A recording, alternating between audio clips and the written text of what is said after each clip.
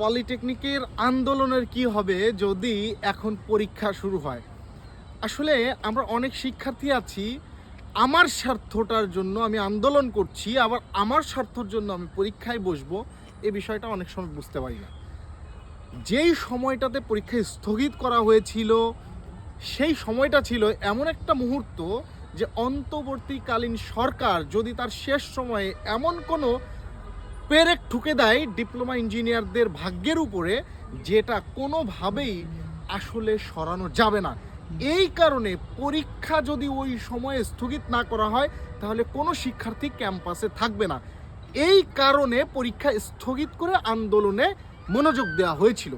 এখন বাংলাদেশের প্রেক্ষাপটে সরকার পরিবর্তন হয়ে গিয়েছে। এই সরকার পরিবর্তনের মধ্য দিয়ে তারা এখন পুরো দেশের কাঠামোতে নিজেদের অবস্থান শক্তিশালী করা নিয়ে ব্যস্ত থাকবে। কোনো ধরনের বিরোধ, কোনো ধরনের উস্কানি বা কোনো ধরনের রাষ্ট্রর বিরুদ্ধে ষড়যন্ত্র তারা মেনে নেবে না, এবং তারা এটাও চাইবে না যে এই মুহূর্তে কোনো আন্দোলন হোক। এমত অবস্থায় পরীক্ষা স্থগিত রেখে আন্দোলন করার যৌক্তিকতা নাই বিধায়ী কারিগরি ছাত্র আন্দোলন তোমাদেরকে পরীক্ষায় বসার অনুরোধ করেছে। এবং পরীক্ষা যদি হয়, এরপর আন্দোলন করতে হলে পরীক্ষা শেষ করে আন্দোলন করো। বুঝতে হবে আগের পরীক্ষা স্থগিত করা হয়েছিল তোমাদের ক্যাম্পাসে রাখার জন্য, এখন সেই ক্যাম্পাসে রাখার সাথে পরীক্ষা স্থগিত করার কোনো সম্পর্ক নাই।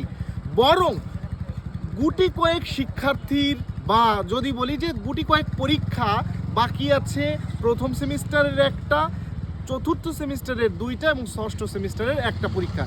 এই অবস্থায় পরীক্ষা শেষ করে নতুন সেমিস্টারের কার্যক্রম শুরু না করলে এটা তোমাদের সেমিস্টারের জট পাকাবে, যেটা এসএসসি পরীক্ষা দিয়ে, ভর্তি পরীক্ষা দিয়ে যারা পলিটেকনিকে ভর্তি হবে তাদের ক্ষেত্রে একটা বাধা সৃষ্টি করবে, যেখানে ভর্তি হওয়া শিক্ষার্থীর সংখ্যা হ্রাস পেতে পারে।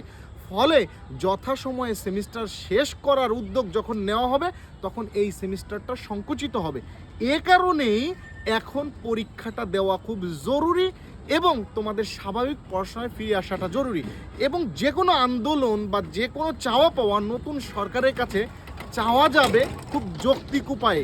গত 1.5 বছরের বিএসসি এবং ডিপ্লোমা ইঞ্জিনিয়ারদের যে দ্বন্দ্ব এবং বিএসসি ইঞ্জিনিয়ারদের অনবরত যে ষড়যন্ত্র, সেই ষড়যন্ত্র নতুন করে বুনতে হবে। সেই ষড়যন্ত্রে অবশ্যই নির্বাচিত সরকার সায় দেবে না, যেটা আমরা এর আগের সরকার দ্বারাও দেখেছিলাম যে তারা কখনোই কোনো একটি পক্ষকে আসলে এককভাবে সমর্থন দেয়নি, বরং সংখ্যাগরিষ্ঠ ডিপ্লোমা ইঞ্জিনিয়ারদের পক্ষে বারবার কাজ করে গিয়েছে। এবং বর্তমান সময়ে যে সরকার নির্বাচিত হয়েছে, সেই সরকারের সাবেক শিক্ষা প্রতিমন্ত্রী যিনি ছিলেন, তিনি যদি শিক্ষামন্ত্রী হন, দেখা যাবে তার টিভেট অর্থাৎ কারিগরি শিক্ষার উপরে একটা ডক্টরেট ডিগ্রি আছে। তিনি চাইবেন এদেশের মানুষের ভাগ্যের উন্নয়নে কারিগরি শিক্ষার ব্যাপক প্রচার এবং প্রসার হোক। তাই আন্দোলনকে স্থগিত করা হয়েছে সেই স্বার্থে, এবং এর পাশাপাশি তোমাদের পড়াশোনাকে এখন এগিয়ে নেওয়াটা এবং স্বাভাবিক কার্যক্রমে ফিরে যাওয়াটা খুব জরুরি। এই প্রেক্ষাপটে আন্দোলন স্থগিত করে পরীক্ষায় বসার জন্য কারিগরি ছাত্র আন্দোলন আহ্বান জানিয়েছে, এবং আমিও মনে করি এটা যৌক্তিক সিদ্ধান্ত শিক্ষার্থীদের স্বার্থে। আন্দোলন করাটা যেমন শিক্ষার্থীদের স্বার্থে যৌক্তিক বিধায় আমরা আন্দোলনের সমর্থন জুগিয়েছিলাম, একইভাবে এখন ক্লাসে ফিরে যাওয়াটা যৌক্তিক।